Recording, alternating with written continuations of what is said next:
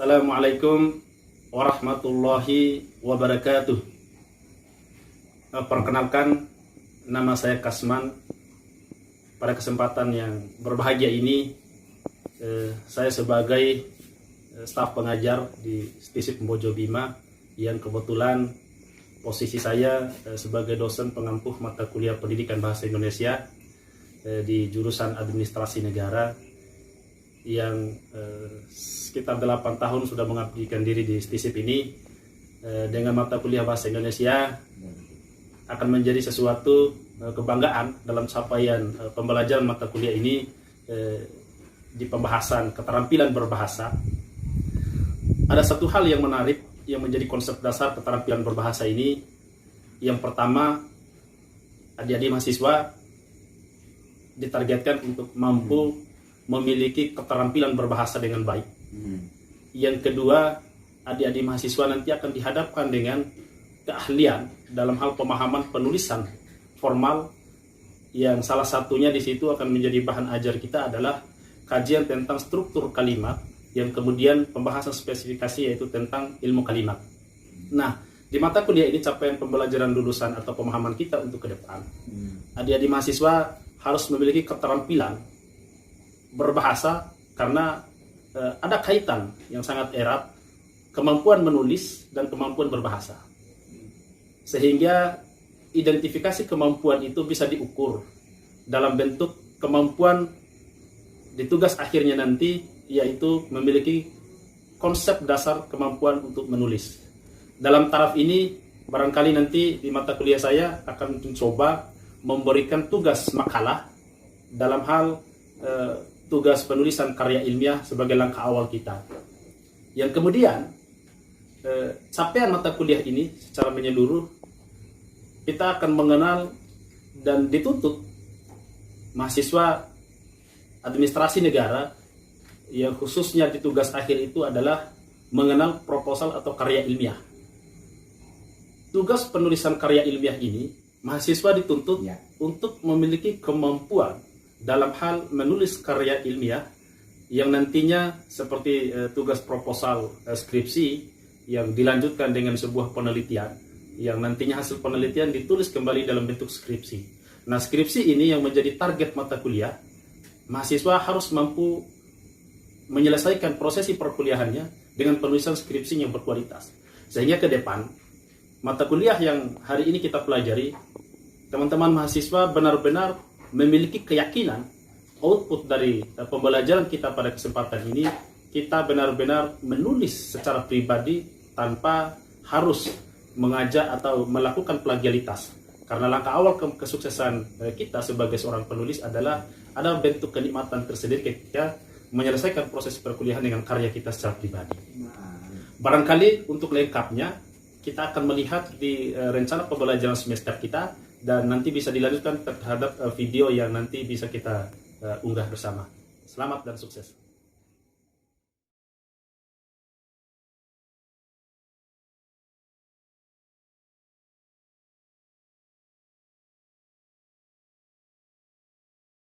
Assalamualaikum warahmatullahi wabarakatuh. Waalaikumsalam warahmatullahi wabarakatuh. Gimana kabar semuanya? Alhamdulillah.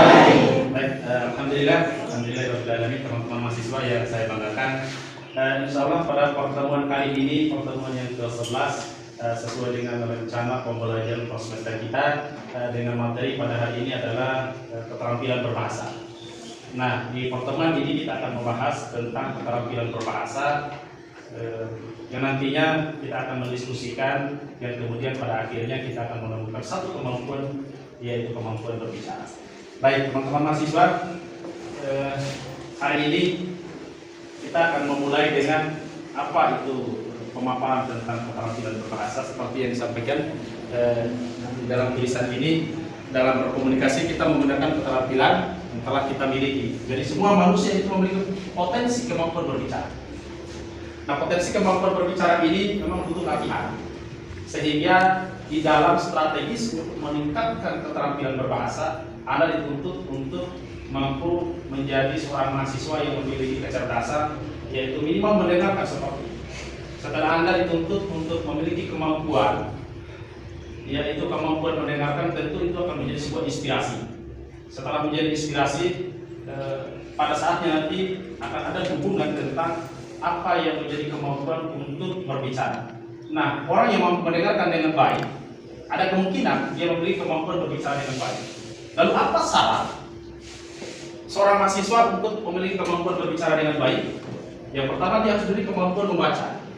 Jadi orang yang memiliki kemampuan membaca menyediakan waktunya untuk membaca buku atau referensi atau membaca buku di internet, itu dapat diharapkan kualitas keilmuannya. Jadi ilmu itu setelah dibaca pasti akan tersaring di dalam otak kita. Setelah tersimpan di dalam otak, tentu itu akan menjadi sebuah inspirasi. Nah, orang yang memiliki kemampuan berbicara dengan baik, menulis dengan baik, membaca dengan baik, sehingga Anda di semester akhir nantinya akan menjadi syarat, yaitu penulisan proposal skripsi, pasti Anda lewati, yaitu kemampuan menulis. Jadi di mata kuliah bahasa Indonesia sangat dituntut sekali mahasiswa itu memiliki kemampuan untuk menjadi seorang penulis yang baik. Itu sebagai kata pengantar pada pertemuan kita. Mungkin ada yang ingin bertanya, silakan. Baik, perkenalkan namanya. Ya, bismillahirrahmanirrahim. Assalamualaikum warahmatullahi wabarakatuh. Waalaikumsalam warahmatullahi wabarakatuh. Perkenalkan, nama saya Abdul Fani. Jadi ada sedikit yang ingin saya tanyakan terkait dengan keterampilan ini dosen. Jadi bagaimana cara agar kita terampil berbicara dan menulis? Mungkin bisa dipaparkan oleh Pak dosen terkait dengan pertanyaan tersebut. Sekian dari saya. Jazakumullah khairan katsiran. Wassalamualaikum warahmatullahi wabarakatuh. Baik, luar biasa dari berikan apa dulu? Baik. Apa strategis untuk meningkatkan kemampuan berbicara dalam standar kita dalam ukuran mahasiswa? Sebelum saya menjawab, ada yang ingin memberikan komentar dulu. Anda bisa berikan komentar?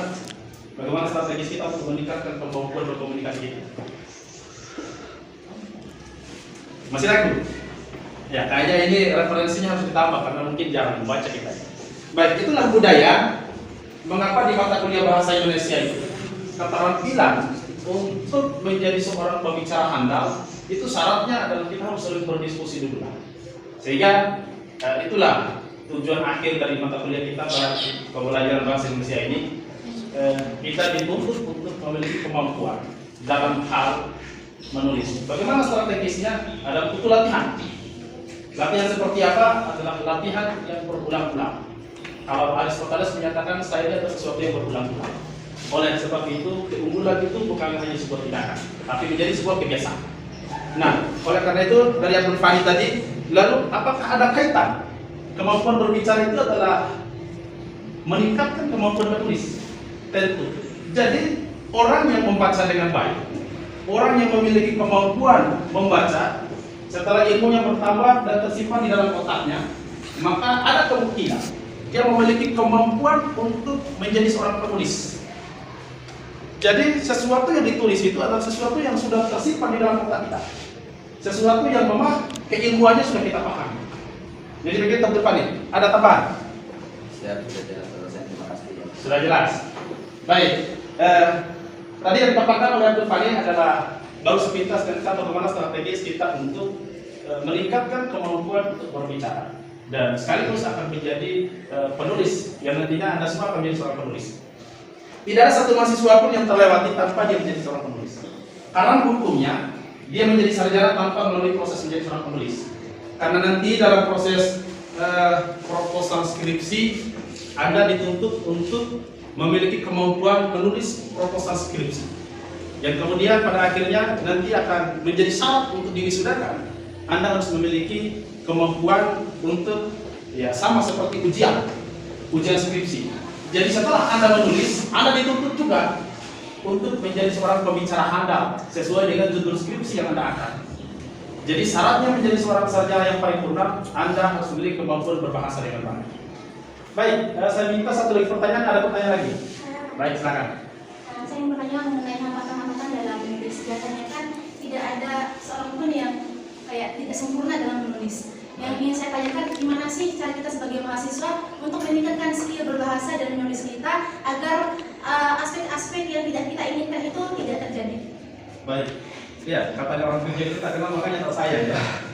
Saya lupa lupa namanya. Tolong disampaikan namanya dulu. Baik, assalamualaikum warahmatullahi wabarakatuh. Waalaikumsalam warahmatullahi wabarakatuh.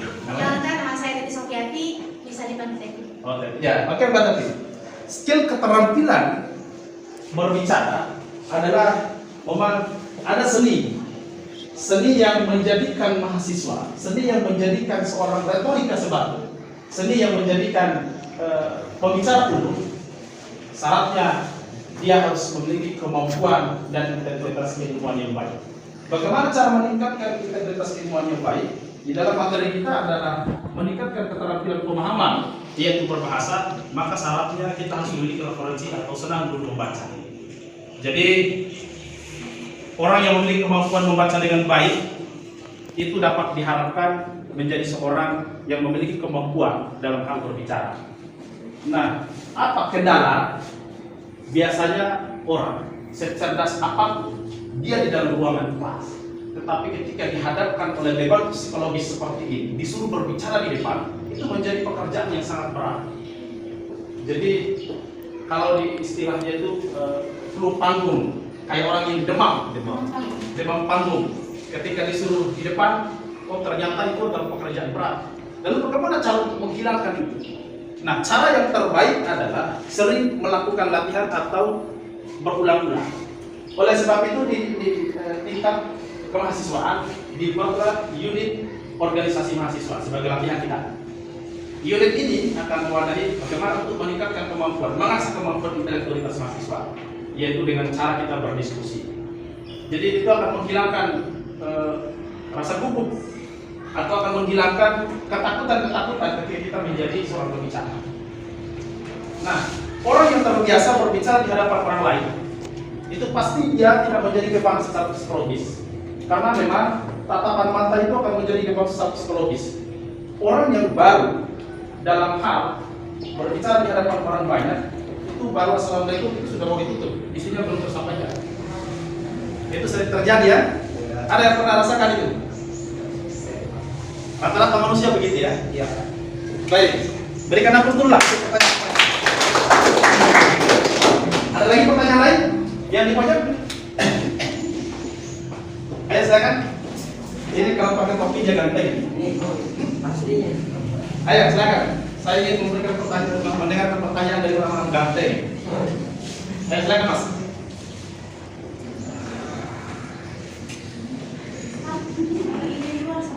Oh ya, silakan Bapak.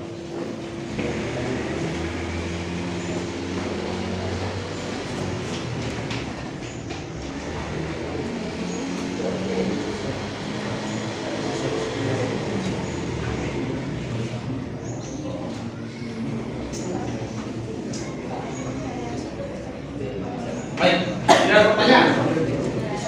Oke, saya ingin memaparkan, silakan dilihat di slide ini. Dalam keterampilan berbicara dikenal 3 jenis situasi berbicara. Yang itu yang pertama interaktif, semi interaktif, dan non interaktif. Nah, situasi-situasi berbicara interaktif itu misalnya pada percakapan secara tatap muka, ini interaksi. Nah, sehingga di fungsi bahasa itu salah satunya adalah fungsi interaksi. Orang yang memiliki kemampuan berbahasa dengan baik akan memiliki kecerdasan interaktif. Misal, ada perkelahian antar kampung yang membutuhkan tokoh. Seorang tokoh itu diakui ketokohannya apabila dia mampu memiliki kemampuan berbahasa dengan baik. Untuk menyatukan satu komunitas, dua komunitas yang mengalami perkelahian misalnya, itu membutuhkan seorang tokoh yang memiliki kecakapan berbahasa, yang bisa menyentuh rasa pendam keindahan, sehingga dia akan meluluhkan satu masalah dan akan menjadi solusi dari segala masalah. Nah, itulah kecakapan keterampilan berbahasa. Salah satu fungsinya adalah menyatukan beberapa kelompok sebagai fungsi reaksi interaktif secara langsung, berbicara secara langsung. Nah, oleh sebab itu, tidak hanya nanti kalau Anda sudah menjadi aparatur negara, akan menjadi seorang pejabat, akan menjadi pemimpin keluarga skala minimal kita, Anda dituntut untuk memiliki kemampuan berbahasa, bagaimana bisa menyentuh rasa pendam keindahan, kesantunan-kesantunan berbahasa, yang nantinya pada akhirnya akan meningkatkan kualitas dedikasi dan itu akan menaikkan grade sosial Anda, sehingga nanti Anda memiliki stratifikasi sosial yang tinggi. Jadi orang yang tidak memiliki kemampuan berbahasa, pada hakikatnya apalagi nanti Anda akan memiliki status sosial yaitu jabatan kesarjanaan sebagai seorang sarjana sosial, tentu Anda harus memiliki kecerdasan berbicara dengan baik yang pada akhirnya akan mampu menjadi solusi di kegiatan-kegiatan sosial mahasiswa. Baik, ada lagi pertanyaan? Oke, saya lanjutkan.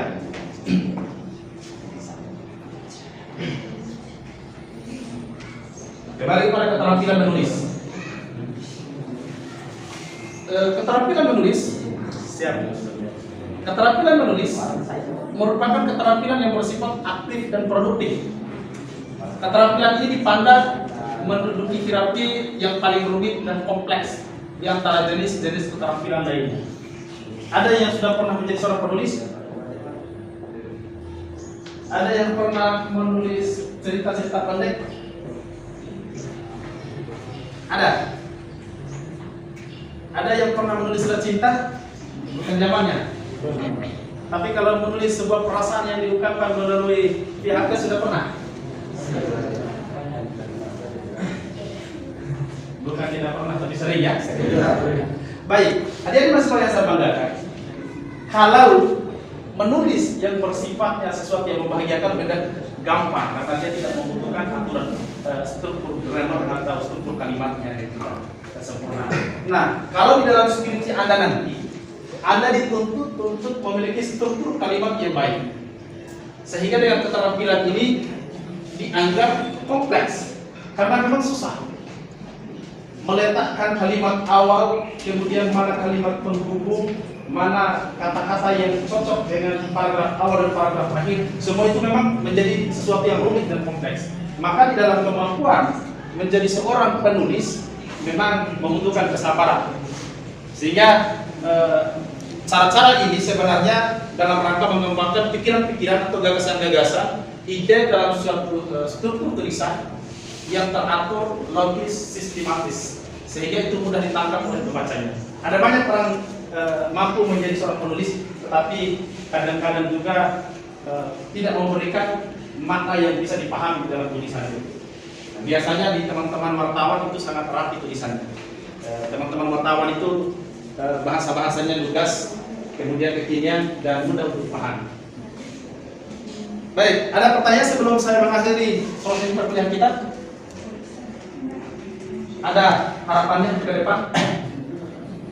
Baik, insya Allah di pertemuan kita yang akan datang, kita akan membahas tentang penulisan karya ilmiah.